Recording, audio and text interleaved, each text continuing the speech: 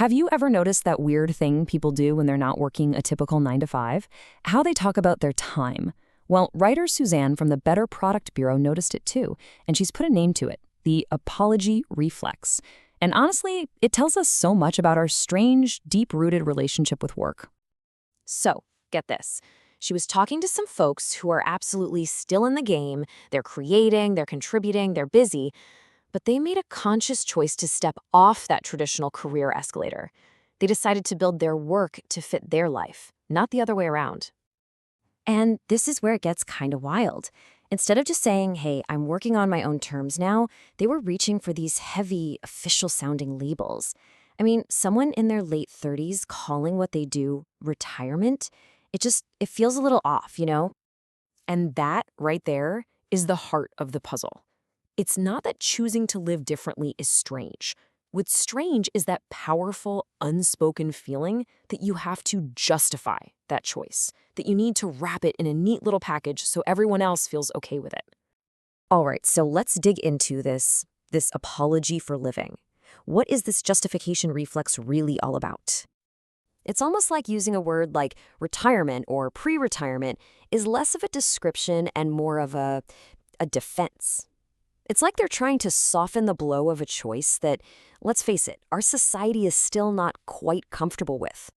So why do we feel the need to defend it? Why do we need that social shield? Well, it's because for a very long time, work has been our culture's ultimate permission slip. For generations, a job hasn't just been how you get a paycheck. It's been our main moral anchor. It's how we prove we're serious people, how we show we're contributing. It's how we signal our value to the world.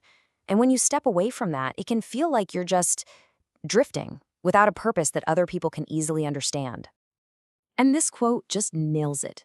Words like sabbatical or even retirement, they're not just words. They are socially approved, pre-stamped permission slips. They're the get-out-of-jail-free cards that let you step outside the lines without causing too much of a stir. Okay, now check this out because this chart lays out the unwritten rules so clearly. On the left, you've got your approved reasons: getting sick, a family crisis, getting old. Notice a pattern? These are all things that happen to us. But look at the right side, the unapproved list. Choice, curiosity, rest. These are things we choose for ourselves. And for some reason, that simple act of choosing makes people a little nervous. But if these rules are so powerful, why do they also feel so outdated, so completely out of touch? Well, it's because there's been a massive fundamental shift in how our world works that nobody ever really announced. Exactly. We all feel this pressure, this need to justify our time. But at the same time, we have this gut feeling that the whole game has changed. So what actually happened? Back in the day, the math was simple. If you weren't on the assembly line, if you weren't in the office, nothing got done. Production stopped. Value was completely tied to you being physically present, clocking in those hours. And here's the kicker. That entire reality changed, but nobody sent out a memo. There was no big announcement. We just sort of woke up in a new world where that old one-to-one link between our time and our output started to completely fall apart. This right here is the key to the whole thing.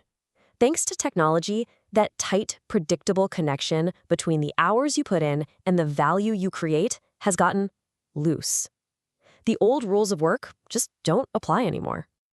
I mean, think about it. The code someone writes can generate value for years. An online store makes money while the owner's asleep. Systems run themselves.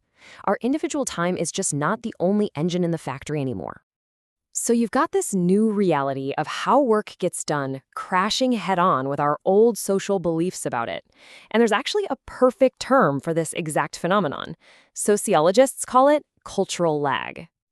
All cultural lag means is that our culture, our beliefs, our rules, our social norms, it moves at a snail's pace compared to technology.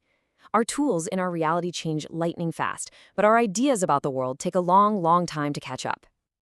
And this breaks it down perfectly. Step 1, technology just leaps forward and changes everything. Step 2, our actual day-to-day lives start to change because of it. But step 3, our language, our expectations, our whole moral framework, it's all stuck in the past, running to catch up.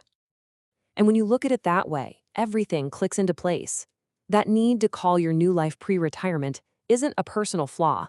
It's a totally sane response to living in a world where the official rulebook is decades out of date. So, what does this all mean for us? Well, once you understand this cultural lag, it kind of gives you a new lens to see through. It gives you the freedom to start living without asking for permission. Think about it. If our value is no longer tied directly to our butts being in a chair from 9 to 5, then the social pressure to always be in that chair starts to seem pretty ridiculous. The whole foundation for the apology just crumbles. This gives us a totally new way to see things. The people making these changes aren't lazy and they're not rejecting responsibility. They're actually pioneers, adapting to the world as it is, not as it was. They're recognizing that the way work is structured is changing way faster than our words for it. And all of this leads us to a much bigger, much more interesting question. It's time to stop asking the old questions because, honestly, they just don't fit anymore. We need to flip the whole script. And that's the real question I want to leave you with. In a world where our contribution is no longer measured by a clock on the wall, why on earth did we ever feel like we needed permission to just live our own lives?